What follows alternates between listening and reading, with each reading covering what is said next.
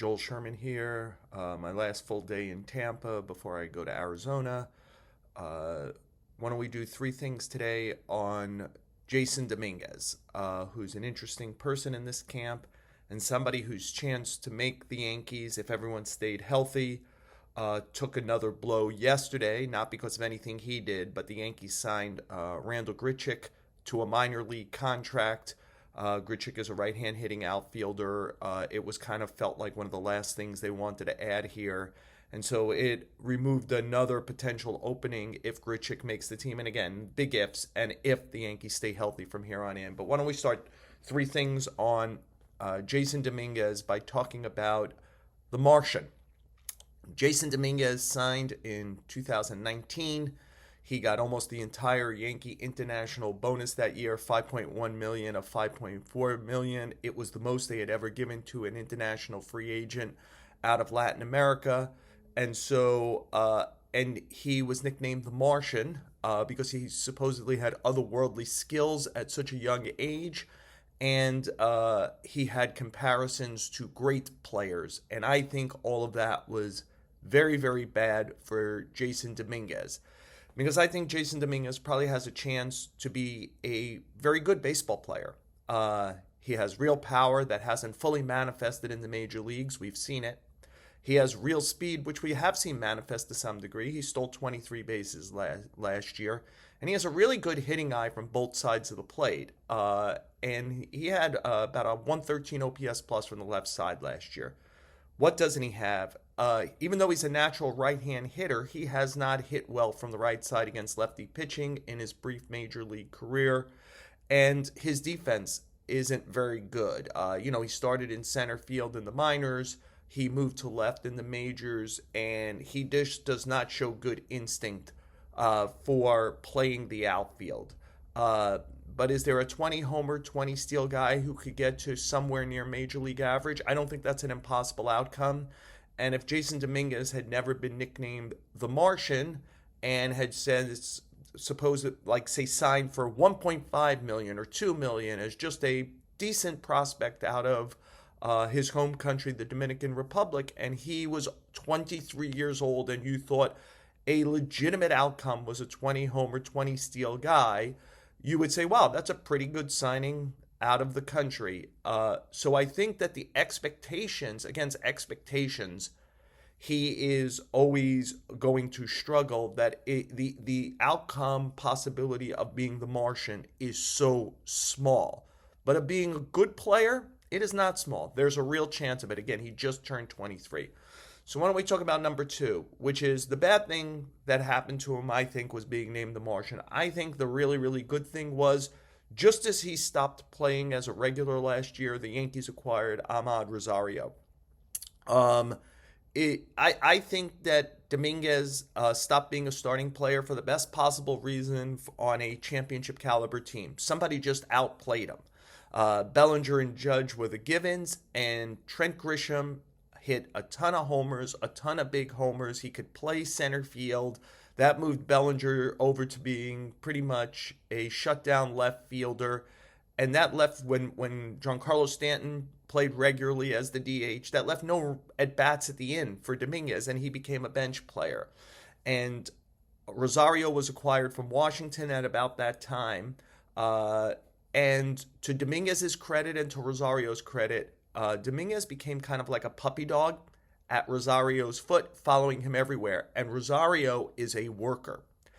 He is a guy, if you're ever at Yankee Stadium or early, before regular batting practice, Rosario goes out. I don't remember a time I went after his trade to the Yankees where he was not out on the field doing extra work. And the guy right next to him was Dominguez. And that was important. He needs to put in more work. He needs to show that he is serious about all this, and I think he did. I think that people would say they thought he was a good worker before Rosario, and that went up a grade. And the other thing to keep in mind, of course, is Rosario knows this pathway. Rosario, when he signed internationally with the Mets, was the largest international signing in their history out of Latin America. He was the kind of can't-miss prospect. He was in a group And it's you could look back now and say how like not many of those guys turned out fully, but Andrew Benintendi, Yohan Moncada, Gleyber Torres, Dansby Swanson, that was his group, and he was right there among the best guys breaking in 2017. He did that with the Mets, and it was never what they hoped for. It was sometimes good, but never great. And when they had a chance to trade out of it after the 2020 season, Rosario was a piece, along with Andres Jimenez and a couple of others, to get Francisco Lindor. And since then, he has kind of been a nomad and a utility man. He went from a can't-miss guy to that. He's been on 7 teams in 6 years. He's been part of 3 late July trades, again, one of them to the Yankees last year. So he's often wanted for his skill set, which is he can play anywhere. Talk about a nomad. The only places he hasn't played on a diamond are pitcher and first base. And by the way, the Yankees have him working out just a tad at first base just in case. And he would have done that even more if they wouldn't have signed Paul Goldschmidt back. But he knows this. He is from the same country, the Dominican Republic, as Jasson Domínguez. And I talked to both of them about their relationship. And Rosario said, yeah, I told him I was you. And he said, don't let the window close. Keep working. Don't let the window close on you. And I love there's a thing that Jalen Rose, the basketball player, the Fab Fiver, says that I really think is great. He says the best thing you can be in the NBA, but I think this goes for all sports, is a superstar, right? Then you're at the pinnacle of your sport. He said the second best thing you could be is a veteran. And he said, the checks keep coming. You get to continue to live the life that everyone wants to live. And Amed Rosario has become a respected veteran. He brings energy. He brings qualities on the field. Again, hitting lefty pitching, enthusiasm, the ability to move all around the diamond. The Yankees, it was a priority to bring him back. And they did bring him back. And he's been good again for Dominguez, who lockers next to him in the locker room and is still kind of like that puppy dog following him around. And it is a good example. This is a hardworking guy who's figured out how to maximize a career that didn't turn out exactly as he wanted. And Rosario is still just 30 because he broke in so young, like Dominguez. Don't miss that. And that's where we'll go to number 3. Dominguez just turned 23. He is a year and a half younger than Spencer Jones, who has 0 major league plate appearances as opposed to Dominguez. The Yankees are trying to work on areas that Dominguez is short at. Luis Rojas, their first base coach and outfield coach, and by the way, a guy who knows Rosario well because they were both with the Mets for so long.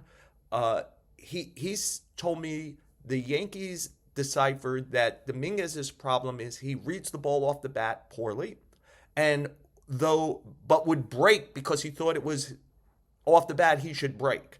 And they were, your skills, best skill is your closing speed on defense. So read where the ball's going and then go, and you will close on it. And they think they've seen improvement there.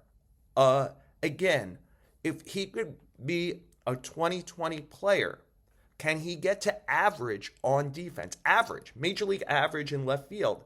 He probably has the skill set for that. And I don't think it will be a death knell for him to go to AAA and see a lot of lefty pitching, which he would not in the major leagues, and see if he can get his right-handed stroke back. He is a natural right-hand hitter. He has to come a long way. It hasn't looked good in games.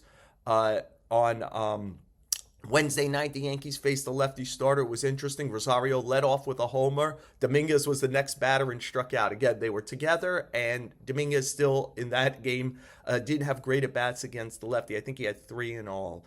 But I think there's a way for him to go to the minors. I would and work hard. Take the advice from Rosario. Don't let the window close. Make sure you stay ahead of Spencer Jones. There will be a moment the Yankees get a call. Giancarlo Stanton doesn't stay healthy usually for a whole season. Bellinger has a pre-existing back thing. Maybe Grichuk doesn't make the team and Dominguez starts to hit better right-handed in the minor leagues. Make yourself the next call. Don't let the window close. Make sure that this terrific relationship you formed with Amed Rosario is fulfilled. And at some point, at the very least, if you don't become the Martian, become a veteran.